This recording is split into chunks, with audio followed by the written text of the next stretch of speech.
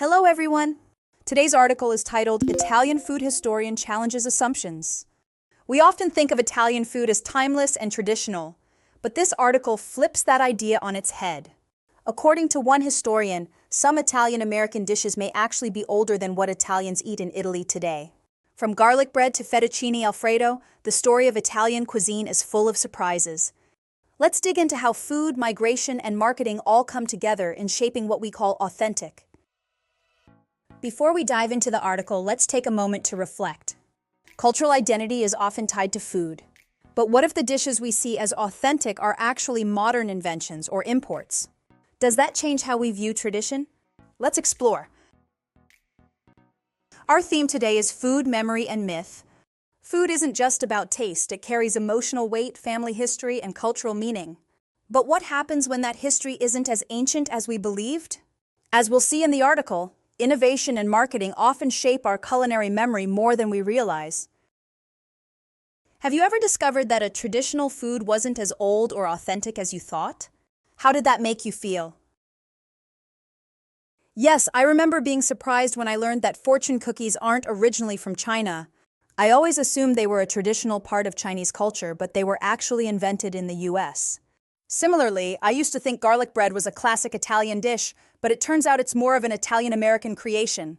Realizing this didn't make me like the food any less, but it did make me question how much of what we call tradition is shaped by marketing, migration, or just convenience. It's a reminder that food evolves, and that's not necessarily a bad thing. Now, to understand this article better, we need to familiarize ourselves with key vocabulary. We'll go over 3 important expressions, learn their meanings, and see them in action with example sentences. Let's start with the word improvise.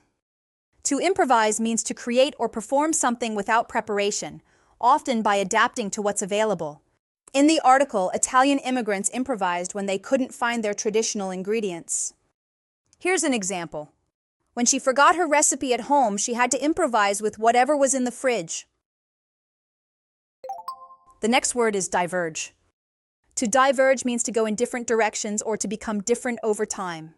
In the article, Italian and Italian-American food diverged because of immigration and changing cultures. Here's an example. Their opinions began to diverge as the discussion got more personal.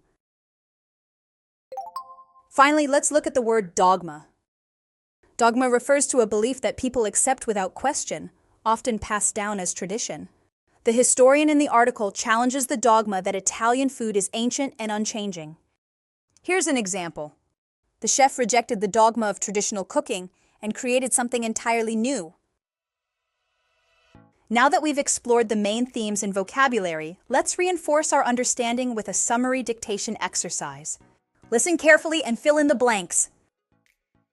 People are often shocked to find out how different Italian-American food is from Italian food back in the old country. We assume that this is the result of immigrants innovating with American ingredients, but this is only half of the story. According to one food historian, a lot of modern Italian food in Italy is even newer than the Italian-American stuff, due to food marketing campaigns and new kitchen technology in the 1950s and 1960s. Not all Italians are happy to hear this.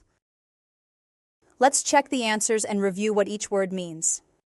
The first answer is find out. This means to discover something new or unexpected. The second answer is immigrants. This refers to the people who left Italy and settled in the US. The third is innovating with. This phrase means using creativity to make something new from what is available. The fourth is according to. This is a phrase we use when citing a source. The last answer is food marketing. This refers to advertising and promotional strategies used in the 1950s and 60s that influenced how Italians cooked at home. That brings us to the end of today's lesson. We looked at how Italian-American food traditions differ from those in Italy, and how history, innovation, and media all shape what we call authentic. We also questioned whether long-standing tradition is the only thing that gives food its value. Here's something to reflect on. The author suggests that it's not important for cuisine to have a long history. Do you agree? Take your time to chew on the ideas. We'll digest them together next time.